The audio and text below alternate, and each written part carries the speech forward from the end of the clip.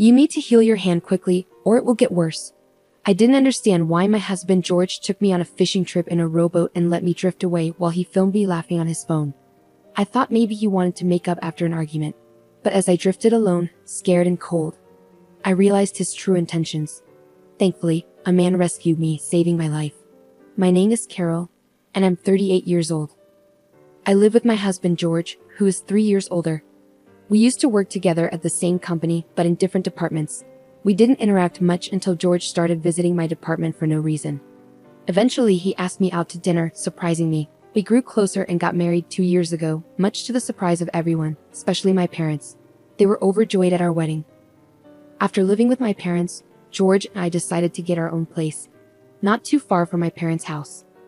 I'm home. Welcome back. Dinner is ready. Is that curry I smell? Yes, it is. Let's dig in quickly. Awesome, your curry is the best. I usually take care of the housework because I finish work on time and don't have to do overtime. Even when I lived with my parents, I enjoyed cooking and cleaning, so it's no trouble for me.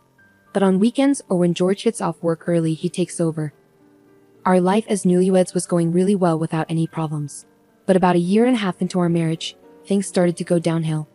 One day, while we were eating, George sighed and said, "You're lucky, Carol, not having to work overtime." George is a manager and has been really busy lately, working extra hours. Worried about him, I said, "Well, my job is more routine, but you have so much responsibility because you're trusted, George. That's impressive." But my words seemed to upset him. "What do you mean by that? Don't praise me if you don't understand. We've had arguments before, but this was the first time I saw George so tired. Not knowing what else to say, I just said sorry, and George stormed off to his room without finishing dinner. I knew George was tired, so I didn't argue back, but I was surprised by his reaction. I heard his department was starting a new project, so I hoped things would get better once he wasn't so busy. But instead, our relationship got worse over the next few days. A week later, I had to stay late at work unexpectedly. I need to prepare some urgent documents by tomorrow, which might keep me at the office until after George gets back. Feeling a bit uneasy, I decided to text George just in case. I had to do overtime at work today.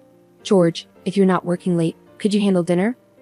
Or should we eat separately tonight? Sorry for any inconvenience. It had been a while since I reached out to George like this. Remembering our last argument, I added sorry to the end of the message. But all I got was a red receipt with no reply. When I got home, George was eating what looked like a meal from a convenience store, and he didn't respond when I said, "I'm home," showing he was in a bad mood. "Sorry about dinner, work kept me longer than expected." Trying to ease the tension, George interrupted me. "Do you think it's okay to work late when I come home this tired? Are you still upset about what I said earlier?"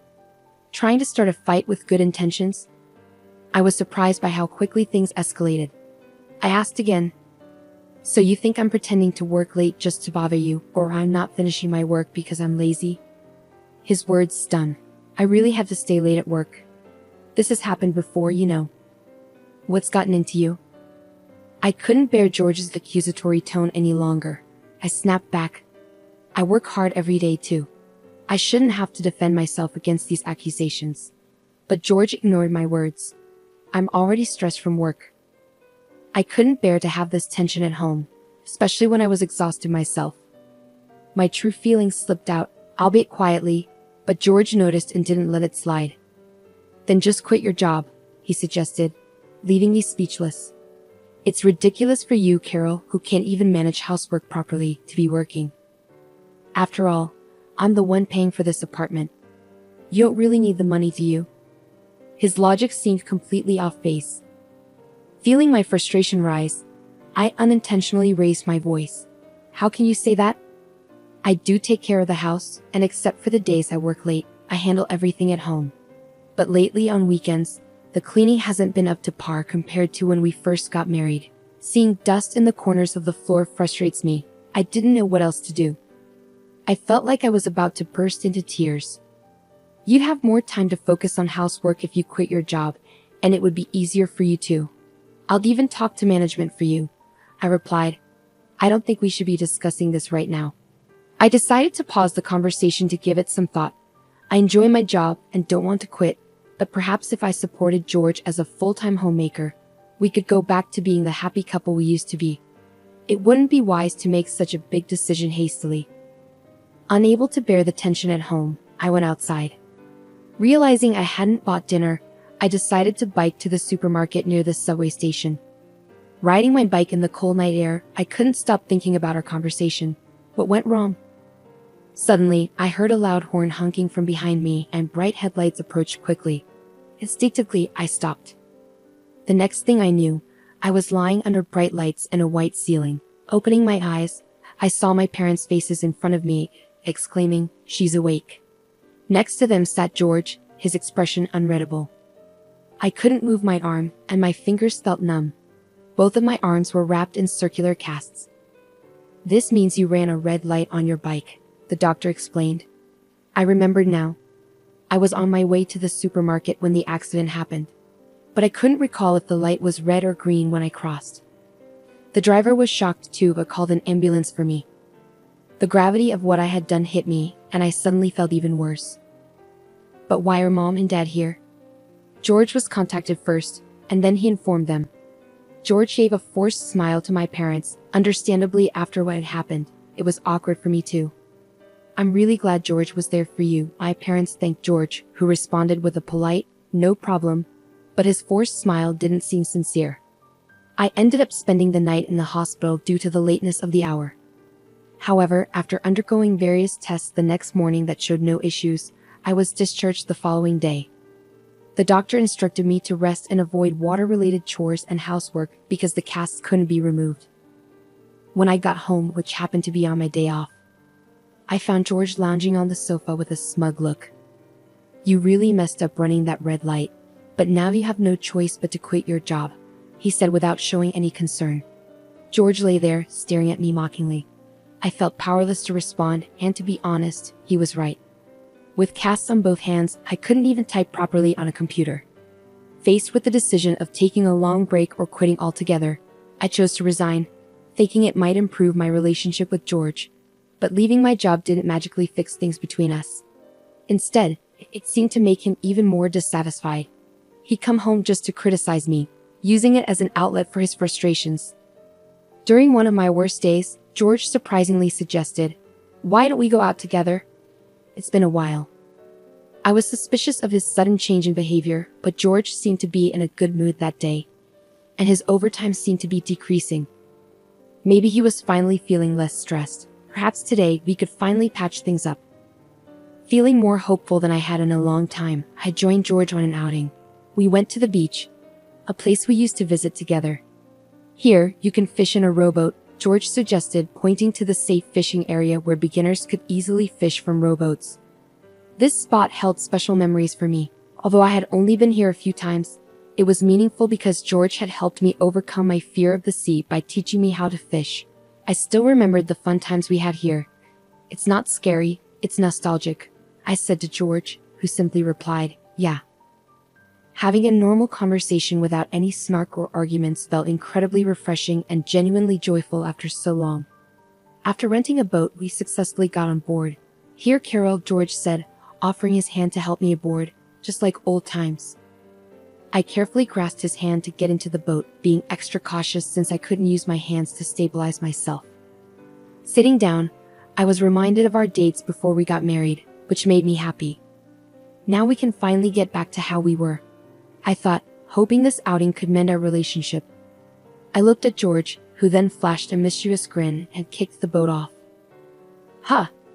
I exclaimed, but my voice was drowned out by the sound of the kick. With a sudden jolt, the boat shot out to sea, quickly drifting away from the dock where George stood. Even though I wasn't rowing, George took out his phone and filmed me, laughing and taunting, "You better heal that hand fast, or it's going to be bad." In that moment, I realized I had been tricked. I blamed myself. I had thought that if George's workload decreased and I did the housework perfectly, we could reconcile. But I was wrong. This was George's true nature. Realizing this, I felt frustrated, ashamed, and sad, and tears started flowing. Sniffling and breathing in the sea breeze, I felt the fear of being alone at sea overwhelm me. I just wanted to go home. As I sat there, eyes closed, trying to push through the fear, a man's voice startled me. "Are you okay? You're about to drift out of the safe area, and are those casts on your arms?" There was a man, likely a father, and a boy who looked a lot like him. But when our eyes met, the man exclaimed, "Oh, aren't you Carol?" with a gentle voice. I remembered him. He was Matt, George's colleague who had come to our wedding. That meant the boy next to him must be his son, Mark, who had grown a lot since our wedding. I didn't notice. "What happened to you in that state? Weren't you in a bicycle accident?" Matt asked, clearly confused. "Yes, I was, and now I'm stuck here, unable to row. All because George put me on this boat," I explained. Matt seemed taken aback, understandably so. Being put on a boat by one's husband and left adrift at sea sounded like something out of a drama. "Let's call for help," Matt said, raising his voice and calling out to the boat rental staff. Thanks to him, I was saved, while Mark played on the beach. Through tears, I told Matt everything about George, how he had treated me, and how I ended up adrift at sea today. Gradually, Matt's face grew pained, and he cried with me. "It must have been hard," he said softly, offering a comforting word. I nodded, tears streaming down my face once again. Then Matt made a suggestion. "I've been having my own thoughts about George recently. Would you let me handle it?" After our conversation, Matt drove me home in his car. During the ride, Mark talked a lot, providing me with a genuinely enjoyable time for the first time in a while. I dreaded coming home, but it was unavoidable. With trepidation, I opened the front door to find George lounging carelessly in the living room. He smirked at me and said, "Wow, you're back. Always lucky with survival, huh?" Unable to find the energy to respond, I ignored him and went straight to my room to get ready for bed. The next morning, I didn't make breakfast for George and stayed in my room. With my hands in this condition, I couldn't cook properly anyway. But even before the boat incident, I had tried so hard to please George, even buying delicious bread. Now, all those efforts felt pointless to me. I didn't give George much thought throughout the day, and before I knew it, night had fallen. The sound of the front door opening signaled an unusually early return for George. He barged into my room and started yelling abruptly, "Hey. It was you, wasn't it?" Confused, I asked what he meant.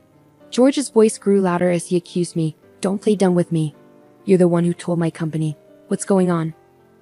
I remained unfazed by his words, replying, "I don't know what you're talking about, but whatever trouble you're having at work doesn't involve me anymore.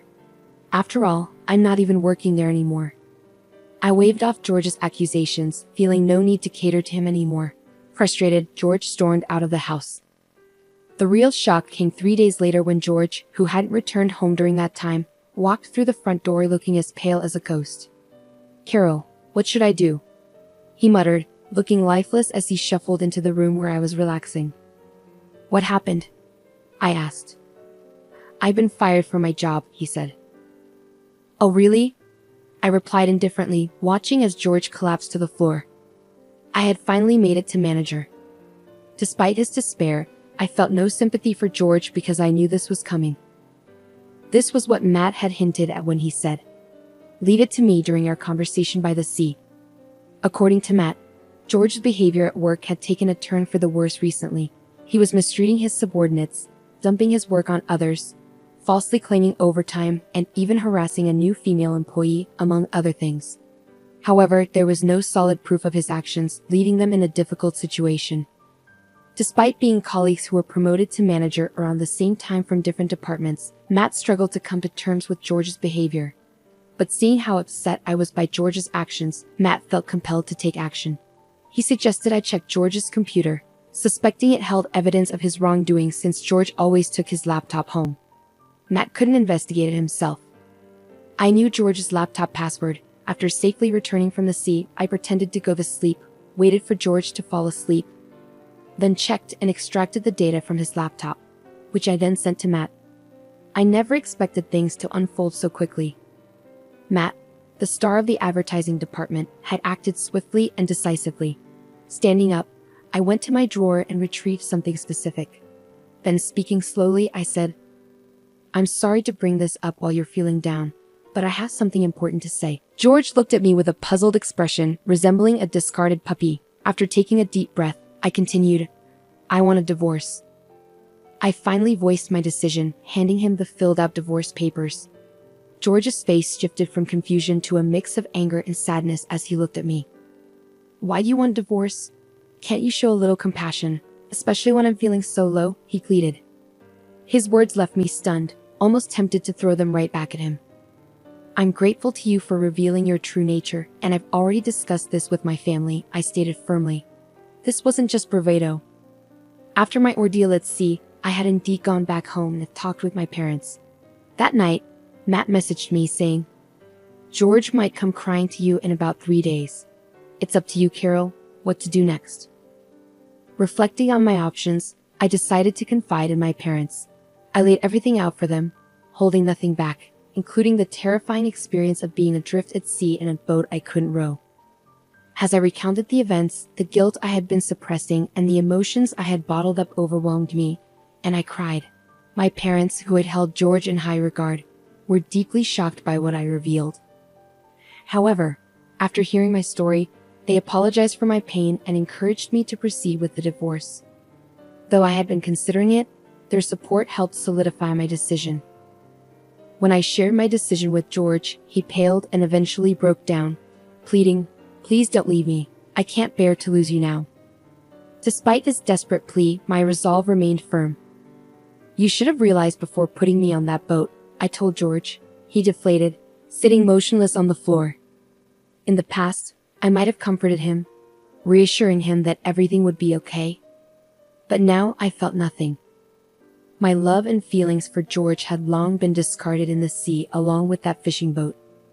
"The divorce is final. I won't be your convenience anymore," I declared firmly, my pent-up frustration fueling my words. With that, I left George behind, motionless on the floor. I grabbed a backpack with just a few belongings I had packed the night before and left the house. The night air was cool and I felt refreshingly clear-headed as I made my way back to my parents' home. Despite George's continued pleas to stay together, I proceeded with the divorce through a lawyer recommended by my father. In just a few days, George lost everything, sinking into depression and eventually returning to his parents' house, where even his mother seemed to have lost patience with him. His mother was entirely on my side, repeatedly apologizing for her son's foolishness. I didn't have much affection for George, but I had a soft spot for his mother, which made the situation unfortunate. I've heard he's now unemployed, staying at his parents' home. It's sad to see how he could be so harsh to others yet unable to handle adversity himself. After successfully ending our relationship and receiving support throughout the process, I expressed my gratitude to Matt.